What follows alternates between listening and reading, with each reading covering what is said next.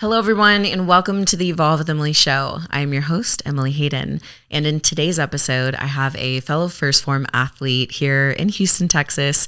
You guys will meet him in just a second here, but this episode is really going to show how sometimes the darkest and hardest moments of our lives can actually be what brings out the purpose in our lives. So I know you guys are really going to enjoy today's episode. Before we dive in, I wanted to share with you guys the Cured Nutrition product of the day called Rise. Rise is something you guys have heard me speak about before, and it's something that I love to take right before I do a podcast or just in the middle of the day instead of going for another cup of coffee or something like that. I like to use Rise because it's a nootropic and it's so much better and healthier for you than the typical things that you might go to that are just blasting your adrenals. Rise is formulated by Cured's very own in-house clinical herbalist. It contains a blend of lion's mane, cordyceps mushrooms, ginseng, and broad spectrum CBD. So if you guys are looking for something to replace that extra cup of coffee, looking for something that will give you extended mental clarity and performance without the jitters, without the crash, then Rise is what you want to try. And if you guys haven't tried it yet, what are you doing? It truly is one of my favorite products, and I know you guys will really enjoy it. So right now, Cured is extending an exclusive offer to you, my listeners. You can grab Rise for 20% off by visiting curednutrition.com/Emily Hayden and using coupon code Emily Hayden at checkout. That's CURED nutrition.com and coupon code Emily Hayden at checkout to save 20%. Now on to today's guest. Today's guest is Josh Bailey. He is an athlete with Phorm, Gymshark, Rain Body Fuel. He has his own training app that you guys can download. The link will be in the show notes below. He's a YouTuber, a TikToker. He's pretty big on Instagram if you guys haven't seen him yet. Josh Bailey, welcome to the show. Thank you for having me. Yeah, of course. So, okay, where are you from and how did you get started in the fitness industry? All right, so I'm from a small town called Richmond, Virginia. If you guys haven't heard of it, it is the capital of Virginia, but there's not much there, you know. But I got my inspiration of fitness as I grew up. I kind of always, I can say there were like three major moments in my life where I saw somebody and was like, dang, I got to be inspired. Like that. Yeah. Like, I think when I was like 12 or 13, I went to Europe, Amsterdam. I was playing basketball. I saw this one guy, and I mean, you know, I don't want it to come off wrong, but I couldn't stop looking at him. Yeah. I was like, you know, I want to be like that. So Absolutely. after that, I went home, and that's when I started doing my push-ups, pull-ups, and that was the first thing. And then after that, I remember, you know, because of sports, I was always in the weight room. Mm-hmm. But it was another incident where I was in college, right? And this guy was so big that he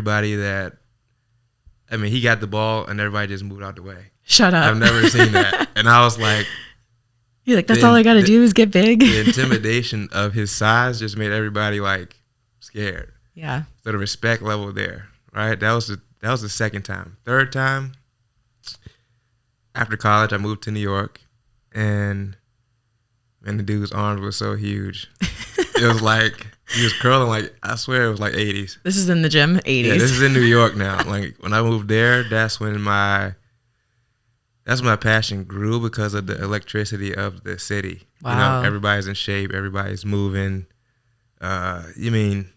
Competing. That's when I'm gonna say that's when I first started seeing competing. So it was guys shredded 24/7. And I'm just like, how do you get like that? Mm-hmm. I eat oatmeal with nothing on it. I put Right. cinnamon, that's it. Right. And I wasn't competing. I just wanted to get like them. So I just did it. Food, low salt. So that discipline level, that all transpired through that was my early, you know, going from 12 until like graduating college, 2022. So That's cool. It's crazy how these moments in life really stand out to us. Yeah. And it wasn't really like a monumental moment probably for other people when they were in it, but for you, it like really made a difference. So to me, that kind of makes me think like, What kind of monumental moments are people having that I may be a part of or in the same, environment, or, you're a father, right? So kids as well, right? It's Right. like there may be these monumental moments that they're really remembering, like when dad, would cook with us, or when dad would help us learn to work out. Like those are going to be their monumental moments, which I think is really cool. Definitely. My son is a big fan of Hulk. Oh, yeah. Yeah. So Does he think that you're Hulk? Yeah, he's just like, I want to be buff. Yeah. So yeah. he has his weights and he's hitting them whenever he's watch a video. He go grab the weights and just Stop. That's amazing. I've seen that they have this. It's like a kid's weight set that's like foam, but it's like a barbell and like bench press, and it's pretty cool. Also, it's not really weight. It's not really weight. Okay, yeah. okay, I mean, this for like toddlers. He has twos. Oh, nice. That's great. That's great. Teach him young. Yeah. And you have 4. Yeah. Yeah, I have 4. 3 boys, 1 girl. Okay. Yeah. What do you think fatherhood has taught you, going from like the single version of you with no children to fatherhood? What's like a major overarching lesson that you've learned from raising children? Well, if most people don't know this, but I had my first son when I was 19. Mm-hmm. Yeah, so that's young. Of course, I was already still a kid. I didn't know how to be a dad. As I got older, I wasn't even ready to be a dad. I was playing sports, so I was a role model as far as being athletic, playing sports, which he does now. And as I got older, I think you just grow into a father, and there's never a point where I feel like I'm the best father, because I keep growing and watching other men do it, which makes me adjust to be a little bit better. So the leading by example is so big, because they watch you instead of like, they listen to you, but they definitely watch. Where's my dad? He eats like this. What is he gets up, he works out. I see the videos. He looks like this. I see him all the time, and they now they watch social media. Oh, I just saw my dad on there, That's cool. Yeah. So it's just like, whether you lead by example is going to show what you're really about. Yeah. What you just mentioned, I think, is really important. You're saying how there's other fathers and you can see what they do and adjust. Right. And I think that's so important, because who you surround yourself with is who you become like. So it's really important, if you want a healthy marriage, that to surround yourself with other people that have healthy marriages and that value the sanctity of marriage, right? If you are a parent, make sure that you're around other people that are kind of upping your game, right? That are there to help mold and help you evolve into that next best version of yourself, whether that's fitness, parenthood, relationships, whatever it may be. It's so important. And I think that's why, I'm really thankful for the First Phorm community, which is how we've connected, is through First Phorm. And one of our core values is literally lead by example. And it's really cool when you get a bunch of people in the same room that are all leading by example. Yeah, I remember when I first, First Phorm blew me away when I first visited. Oh, the first time at HQ. But once I actually saw everybody, I was like, wow, it's a bunch of people like me. Yeah. And that's what's like so special to me, because it's so, where I am, it's not a lot of people that do what I do. Mm-hmm. So they're all like somewhat looking up to me. Mm-hmm. But when I got there, I was like, I went back home, like, you couldn't imagine like 100 people like me just all in the same room. Yeah. Like, it's so empowering, so like motivating. Mm-hmm. And the more I go, the more I'm just like, this is perfect, Mm-hmm. Yeah, and every time I leave one of those weekends, I leave wanting to be better. I leave with like more motivation, inspiration, and it's like you mentioned, it's actually not really even what we're saying to each other. It's witnessing what each other does. Right. For example, and I'm pretty sure I had told this to Stacy, but I remember seeing Stacy with his freaking tripod, like making sure that he got the content that he needed for that day, right? Yeah. And just like the dedication it requires, and like it's an annoyance to have to like set up your tripod and then like actually also be in the moment. Like it's a lot of work, honestly. Yeah. And seeing him do that hustle again kind of reignited and resparked my own, and I think that's what we can do to each other, is just kind of feed off of each other's energy, which is nice. Yeah, tripod life is hard. It is, yeah, but it's good too, because you have control over everything. You can like get it out right away. People don't really know what goes into content, but once you start doing it, you'd be like, I respect these guys a lot more. Oh, 100%. And I think it's a decision, right? Like the tripod, at least for me, I would always think about it in my head. I'm like, do I really want to go back to doing that? Because that's kind of how I started. And it's like, it's a lot of work. You got to like get up and like put the, if you want to make a really good quality content video, you got to get those random shots that like make the transition nice or, and it requires more effort, but it's like put in the effort and you're going to get what you put into it. I wonder if all of us have that in common, was like, that's how I started recording anything. Tripod. I didn't have another choice but to use it. Yeah. Yeah. So let's talk about you starting in the social media world, because you've been an athlete pretty much your whole life. You've been training for a long time. But when did you hop on Instagram? I've been on Instagram since college. Okay. Just posting, of course, highlights and like personal stuff. Yeah, regular stuff. Well, because like you go to your page now, right? You're a dad, you're a chef, you're into fitness. So you've done a really good job of creating this beautiful feed, by the way. It looks great. Very aesthetic. Thank you. But when did you start to create that kind of content? Well, when I was in New York, of course, I was doing it. And if you go all the way down, you can see, I kind of went from New York. I went from training people with special needs, Special Olympics. So it was more of a personal training platform. I was using it to, get more clients to train in person. Mm-hmm. And then I went overseas, and it just like, if you don't delete stuff just for the image, you can actually go back and look at your timeline and remember your life. Yeah, that's cool. And it's so like, wow, I can just see the, how I evolved, what I did. I can actually remember where I was in life at those points. Mm-hmm. So, for people that only have like 50 photos, they're giving you the best of themselves, but you don't get to see the story. Mm-hmm. There's a timeline and story that people want to see where you come from. So I have people that go and I see them like stuff from years ago. Wow. So that means they really wanted to learn what I was about. Yeah. And not the polished stuff, how you start. So that inspires people, I feel like. Oh, absolutely. And that's why, I'm excited to have you on today, because we do see this beautiful feed, which is aesthetic and deserves all the respect, right? But like, I kind of want to get into what's behind that and what kind of things you've had to go through in order to be where you're at today. When I really started, seriously started, I was at one of the darkest points of my life. I got to a point where I was like homeless and I have nothing left. I had the tripod and, I wasn't trying to be a social media influencer. I didn't know what it was. I didn't know I can get paid just doing stuff on Instagram. I did it to get some type of virtual clients because COVID hit and I couldn't work anywhere. Everything was closed. So as you can see, I started in like a hotel room, right? You go right, like I'm saying, the timeline is so important. I remember it and I go reflect on it whenever I feel like I'm comfortable. Oh, wow. I go, look, if you guys can see. Like if they scroll. Yeah, you scroll, I'm doing I'm putting towels on the doors and I'm doing like leg raises. Like imagine that little machine. Mm-hmm. I got the towels on me. I'm doing leg raises. I'm doing, push-ups in a small space. Some people they could see that I was in that position. Mm-hmm. And some people act like they couldn't tell. But anybody can tell it's a hotel room. All right. Mm-hmm. I started doing it and I had 2 videos go 20,000.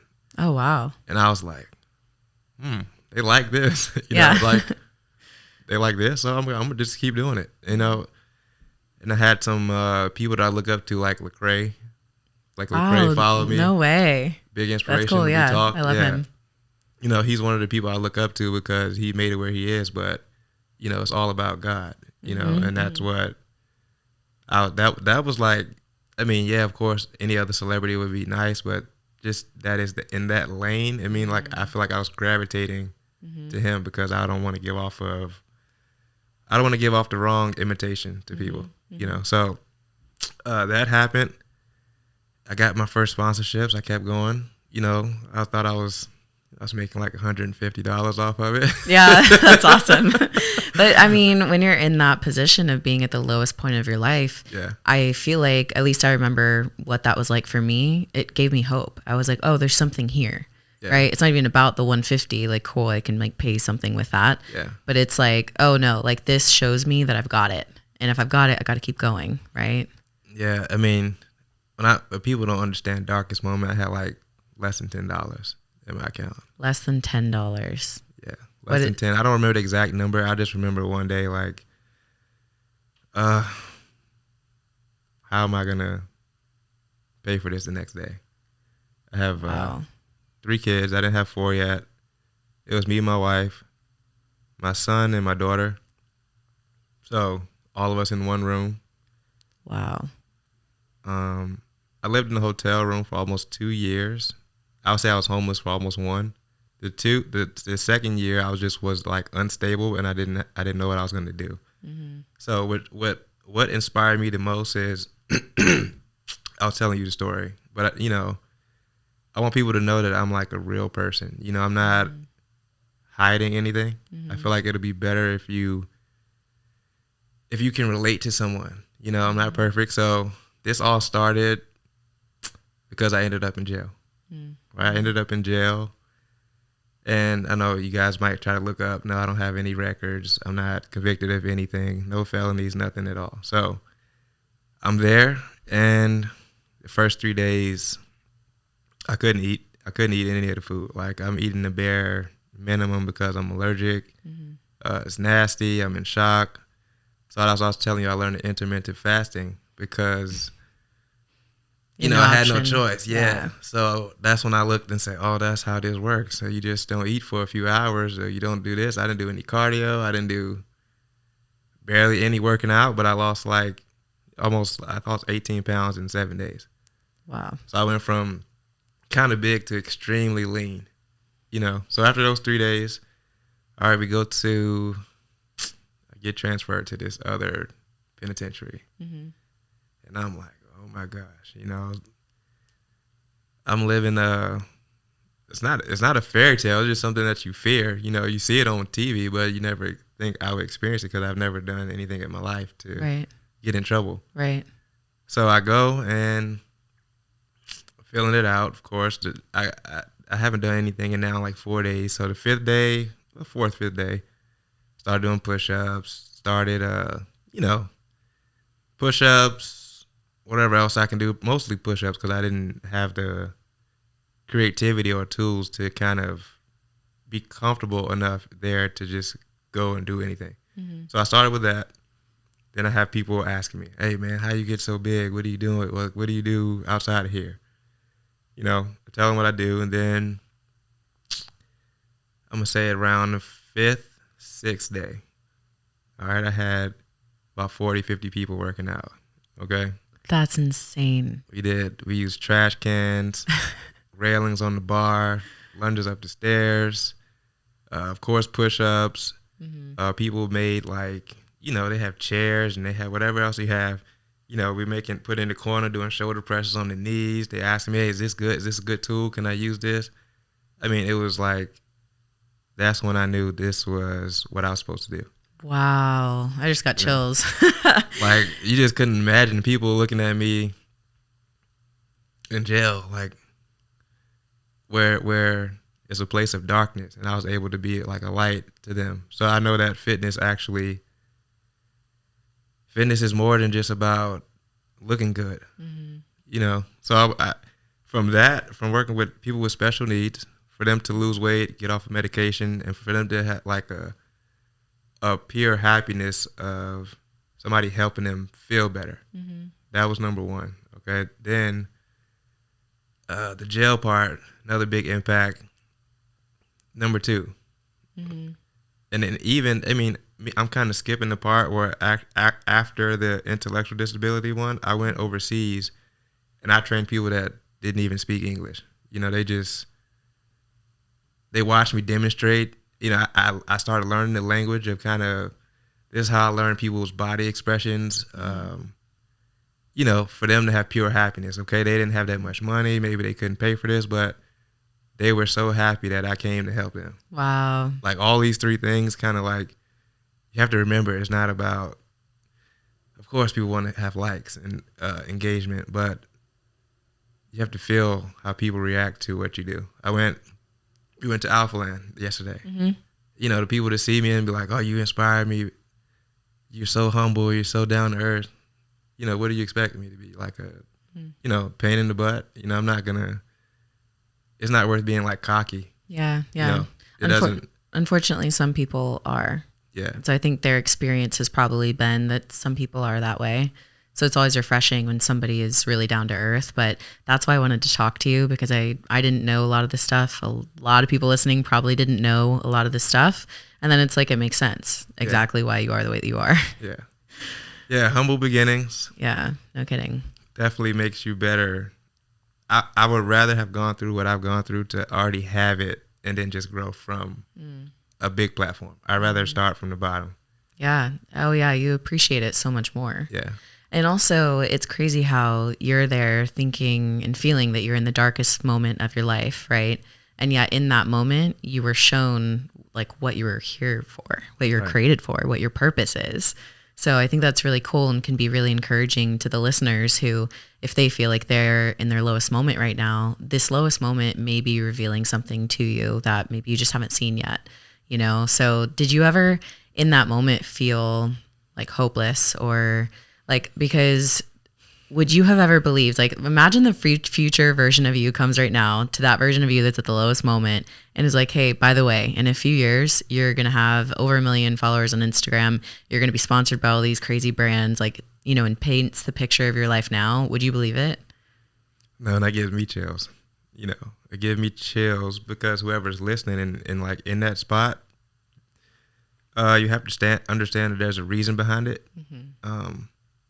Every pain has a purpose. Mm-hmm. Every pain is going to help you kind of reflect and go further. Because if you can get from where you are to like just the positive thinking of this is not going to last forever, you know, and even as it's still lasting, you're getting a little bit better. It's still hard. You know, that's what sucks, because it's still hard. And then I get here and I'm not anywhere close to where I want to be, but it is when I look back, I've come a long way. Right? Yeah. Isn't that cool to look back on? And what's even cooler is that there's a future version of yourself out there coming to you right now that's like, hey, let me paint this picture for you, bro. Yeah, like, which is crazy. You know, that's what's so cool, I feel like, about the journey, is that like, if we're here and we're alive, we get the opportunity to pursue our highest potential, to pursue a better life. And that's why I feel like anytime we go through a really hard time, it's important to remind ourselves and each other that there is better ahead. There's always better ahead. Like, if you look at the trajectory of your life and of my life and everyone else's, typically it's on the up, right? Like, our lives, even though we go through hard seasons and moments that we feel like are just some of the most painful, the overall trajectory is actually up and it's better and it's greater. That's why that saying, the best is yet to come, is something to like really remember, because as long as you won't give up, as long as you keep doing the best that you can possibly do, the best truly is yet to come. And that's exciting. That's a fact. Have you ever just like have you mirrored anybody, like, and I want to say like compared yourself to make you feel good or bad? Like, is that something that you had to deal with at any time of your career? Like comparison? Yeah. In a good way, you're saying? Or like in a bad way of like... Good or bad? Oh yeah, I've definitely dealt with comparison, especially, you know, with social media. I feel like the more self-aware that I become, I can really quickly recognize, hey, you're comparing yourself. Don't do that.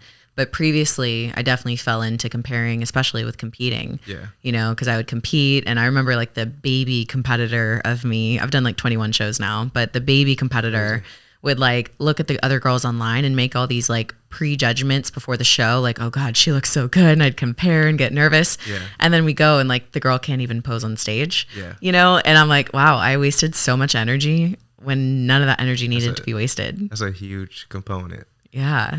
Do you deal with that? I just remember when I was coming, as I was coming up through like posting on social media. Of course, now I'm seeing other competitors, other people for you doing the same content like me. Mm-hmm. You know, so, you know, nobody kind of knew what I was. I would see people getting cameras and doing all this stuff, and I'm just still using the cell phone. I think I had like an iPhone, maybe 8, you know. And even though I had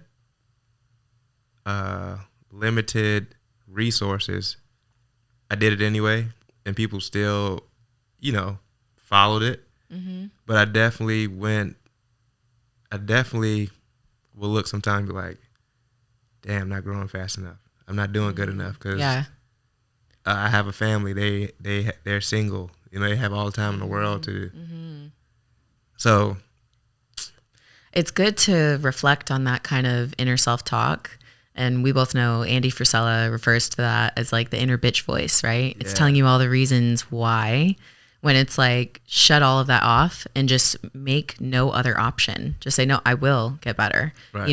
Regardless of what you have going on, it's like accepting those circumstances and saying, okay, well, what is my plan? And just stepping into execution, because I think we all deal with that. Yeah, everyone deals with that at a certain extent. It's just becoming aware to it and being able to take action in the face of those negative thoughts, that inner bitch voice, the force of average, whatever it is that wants to keep you stuck in where you're at.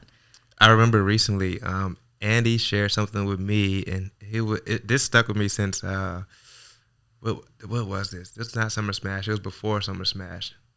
We had a private event, and he was saying that just be you. The most important thing you can do is be you, because if you think of what people follow, people follow.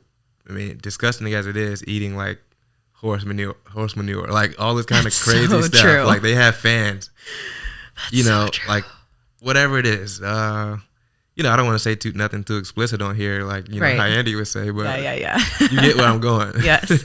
Yeah, like people will, like the masses will follow the craziest things and things that are like a pile of horse manure. So he's saying if that can be followed, just be you. Ooh, that's good. Everybody's gonna gravitate to it.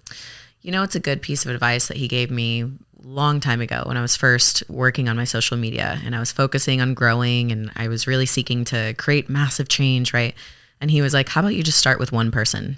How about you make a post that's going to help one person and then help the next person and then focus on helping the next person, right? Like one person at a time kind of mentality, acting as if your entire business, your entire following was like it was going to happen or not based on this one person. And when he said that, it really released me from this pressure I put on myself of like, oh, I've got to hit this next number, to not focusing on the number and just helping the next person. And that really like made a shift in how I showed up and how much pressure I put on myself when it comes to like the numbers and So, I mean, that was kind of what I just wanted to go over as far as numbers and, just because somebody has bigger numbers doesn't mean they're making more of an impact. Yeah. And it doesn't mean that you're not going to make the impact. It just means that it's not your time to be in that light. Your time of grooming was my dark place. And even now people,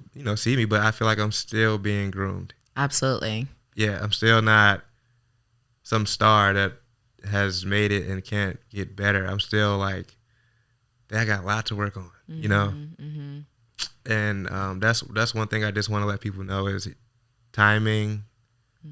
Respect your timing. Don't look to the left or the right. I mean, look to see, okay, I need to get better at this if you're looking for the right reasons. But if you're in the place of grooming and growing, God's gonna put you in the place when you're gonna shine. But it could be 1 year, 2 years, 3. You don't know if you're gonna pass the person you're looking up to. Wow. And when it happens, then you still can't think you're better than everybody. 100%. What you were saying is so powerful right now, because I think sometimes people, especially in this generation, they want to be in the limelight, but they don't always understand what comes with the limelight. And if your character doesn't match the amount of light and attention that is being put on you, it could actually like really ruin and hurt you in the long run. So I think sometimes when we're in a season of being hidden or maybe in the shadows or not quite out there like everybody else, sometimes you can want to be. You're like, I wish I was making it like them, right? But maybe there's something in your character that not the entire world needs to see right now. Right. You know, like I think about, I'm like, thank God I didn't start this in college. See? Exactly. You know, college Emily would have logged some things that Emily now would slap her across the face for. Right. It would have been messed up if you would have came out earlier. Yeah. You know, even so, also another thing I like to tell people is don't take what looks good to be good. You know, just because, whatever, I have 1 million followers, maybe I'm failing in my marriage. Maybe I'm failing as a father. Maybe I'm failing as, you know, what is most important to me is being a follower of Christ. Maybe, you know, none of that matters if I'm not, I call it having a triple double. What is that? Triple double is balance in all areas. So let's say I can score 50 points, but I don't pass the ball. Wow. You know, I don't share the ball with my teammates. That's unbalanced. Like that's being strong in one area and not well-rounded. Yeah. You know. Yeah, I think that's really important because we can very easily idolize people on social media. And even with that, then you can start to compare to something that's not even real. Not even real. Imagine how many times people do that. They see a relationship online and they're like, wow, if only I could just have a relationship like that. And they have no idea what's happening behind the closed doors. Exactly. You know, and here's the thing, not everything is for everyone. I don't think influencers should put all of their lives out there. I think it's important to keep things private and to yourself. And I think there's something really valuable about cherishing something so much that you don't have the whole world see everything. But I think it's just kind of an awareness that consumers need to have, that as you consume people's feeds, their content, that there's a lot more that you probably don't know about. And at the end of the day, we're all human. And anyone that's going to pretend that they've got it all together, they're probably the ones that are like suffering the most on the inside out, you know? Right. So, I mean, something I want to share is that just being completely vulnerable for all the listeners is not to say I'm one of those people but I am one of those people. You know, I was living in like a hotel up until like a few months before I hit 1 million followers. Wow. You know, so he's traveling here, he looks good. You know, I never showed where I was. Yeah, I would do videos in the hotel bed, looking like I'm getting up. You know, but that's not really where I was getting up at. Wow. That was like a moment. Wow. So, yeah, I would do that, and I would go back to my room. And then once I hit the 1 million, I wanted to kind of reach a point to show people you can do it, you know, no matter the circumstance. So I showed it after that, and then people were just like, we had no clue. Yeah. Okay. This is crazy to me. So you actually took the time to take your process, right? To be in this hard season of your life, even while you were growing, while you were getting all of this external success. So then you finally just chose to like kind of unveil, right? And to show people. I remember seeing that post, and that's why I was like, yo, I need to talk to you on my podcast because this is powerful. Like I would have never in a million years guessed. And I remember you making that post saying, just so you guys know, you know, X amount of months ago or years, whatever it was, I was actually homeless, you know? So what you see isn't just someone that's posting content, having fun and getting very successful very quickly. Like that's really powerful. Why did you decide to keep things to yourself until you felt it was the right time? Well, number one, I was ashamed. Oh, okay. That's real. Yeah, I was ashamed. I didn't show my family at all. I didn't share much of anything. I looked just like a person that's in shape. I don't think anyone could have connected with me other than just, I want to look like him, or I like what he does. So nobody knew I was a dad. Nobody knew I was homeless. Nobody knew that I had a kid while I was homeless, and I had to bring a kid home in a place with like 5 people. Like that just hit me so wrong. Yeah, no kidding. Yeah. So what made that shift when you were finally able to share fatherhood and your family and that kind of thing? I think I didn't care anymore what people thought. That's real. Yeah. How did you get that? I always say like I'm always down to have less fucks that I give. Well, I think the more that people kind of show you that, Mm. you know, because people will show you that they don't care, you know. In a good or a bad way? Uh, Like that. it's a good and bad, but definitely bad takes more of a weight on you. And then there's a good to where people that don't care get respected more. I feel like if you don't care and you just be who you want to be and not care what people say, whether it's a negative comment, whether you're pleasing everybody or not, people respect it. Mm-hmm. And it for me, it's just an embarrassment because it's, like I said, I didn't show the family. People didn't know I was, you know, homeless. Nobody came to help. So that's what I'm saying. Negative, nobody gives F. I see what you're saying. Like people knew, nobody put a hand out. I see what you're saying. You know, people that didn't know me helped pay my rent, give my kids clothes. Like, wow.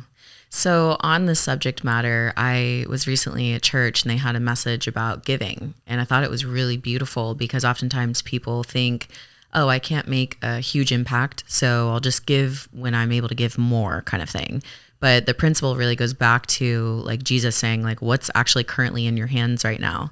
Like, give that. Even if it's like literally one slice of bread, give the one slice of bread, you know? And I think that was a really impactful message because I think often people will hold back from helping a situation because they're like, well, I can't give $500, so I'm not going to give any, you know, where it's like, I think that we are called to be generous. We're called to be the hands and feet of God and to help each other out, you know, because we all go through rough times at different times.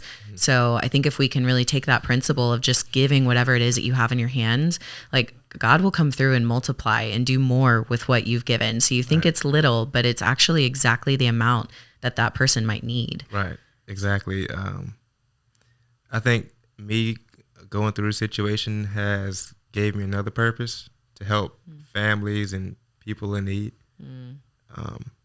That's not fitness related. That's not something I'm going to show. It's just something I'm going to do because I remember. Wow. Like he said, don't show people your hand. You don't have to show people that you're giving. Yeah. You know, that's not something that needs to be celebrated. It's between you and God upstairs. Yeah, it's that saying. It's like, don't let your left hand know what your right hand's doing. Exactly. Yeah. That's how I think too, and that's how I operate. And I fully believe that God sees everything, and that's where it needs to be seen. Right. And I think we're in a generation where people, they do it with ulterior motives, and I don't believe that brings the same kind of fruit that doing it with the correct heart posture does. You know, a lot of people want to be celebrated for what they're doing, so they make it a big deal and make it all about that. And you know, I always say, like, you know, and it's a hard thing, right? Because it's like, well, if we have these platforms, you know, let's encourage people to give, kind of thing, right? Like lead by example. But for me, I think what I've kind of come to terms with myself is that I can show no more than like 5% of what I'm actually giving, whereas everyone else is showing like 100% or like, you know, for me, I'm like, if I happen to talk about giving or doing something like that, it has to be like the tiniest percentage, like, you know, one thing that I do out of 100. Yeah, it's true. I just think, you know, recently somebody also, you know, kind of lit a fire under me saying that I had to kind of like let somebody go that was helping me, you know, and I'm not going to lie, this is kind of like my first round of being, you know, hiring people. I have people help, you know, volunteer to help, but to actually, like I said, guys, I'm still growing. To actually run a company where I have to like deal with people, not just myself, it's a challenge. Yeah. And I didn't know, like, to let go of somebody that I didn't want to. It just kind of words flipped, and then they'd start saying stuff that I was like, you know, you don't do anything for people. You just take stuff. You just all about yourself. You don't help anybody else. Just like, they don't know me at all. Like, that's yeah, they don't see your character. And it kind of hurt me to where I was just like, really? Now I'm gonna times 10 help. more than you Yeah, can ever imagine. exactly. It's like, we've seen a lot of words and things being thrown around on social media, right? And it's always so interesting to me. I think social media and people who have no knowledge on the situation, they really, honestly, I'm a little impressed with their creativity of the stories that they make up about people, Yeah. especially when I have personal relationship to them and I know what good that they're doing. I have some friends that they give back more than anyone I've ever met in my entire life, and they never talk about it. And then people will criticize them for not giving back, having no idea that they're actually like the most giving. And so, it is hard. It's hard, but you're just, yeah, I know it makes you like disgruntled, right? Because you're like, if you only knew, but I wish that people would take that negative energy and instead, like, if you're going to be so upset that someone's not giving, how much are you giving? Yeah. Look in the mirror, what are you doing for good? Because if you're spending your time doing good, you're not going to have that much time to talk negatively about other people. Right. Yeah. Other thing I've learned, I mean, of course, you never judge. Yeah. Never go off of where somebody is and think, find out where they came from. Mm-hmm. If you hear something, find out for yourself. That's good. Yeah, definitely find out for yourself, because people just, they can talk and hate depending on whatever their situation or whatever they experienced. But it's just hard for me, I can't judge people at all now. I don't judge people for good or bad. If somebody does something bad, I really don't judge, because you have to know why they did it. Yeah. Wow. Like, okay, somebody told me they talked bad. This happened. He's like this. I don't care. He went and stole or kidnapped somebody. Okay, why did you do it? Let's find out. Instead of like bringing the person down, the person needs help. Damn. Like, he just needs help. That doesn't mean he's a bad person. It means he's in a bad state. Wow. That is next level compassion. And I feel like that's the heart of God too, right? Is to be able to look at the person that everyone would be judging and to actually say, okay, like, how can we help? How can we love? Like, what does that look like? Because we are definitely in this world and generation where people are so quick to judge.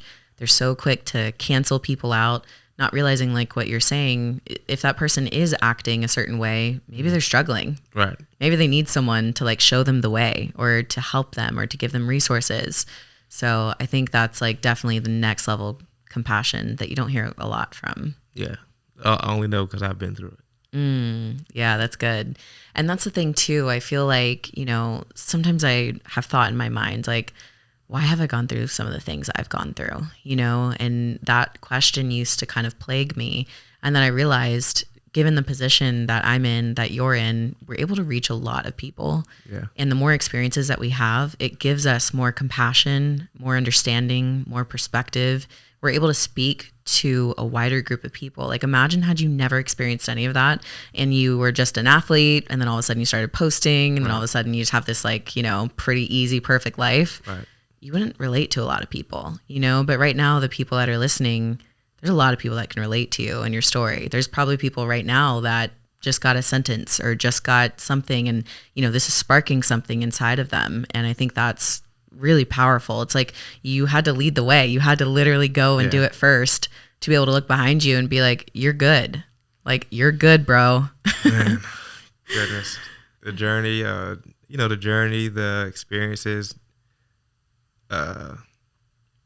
unashamed, that's like a big term I have to live by. Unashamed. If I'm ashamed, then of course I'll keep myself closed. If I'm unashamed, I help more people. 1,000%. Yeah, if I'm unashamed, like you were, kind of picked up where we left off like a few sentences ago, but like Jesus formed all of his people that were sinners. All of them were doing something wrong. None of them were perfect. So that just goes to show you that just be a light, just be an example, be a light, and don't judge, but just help. Be considerate. Be empathetic.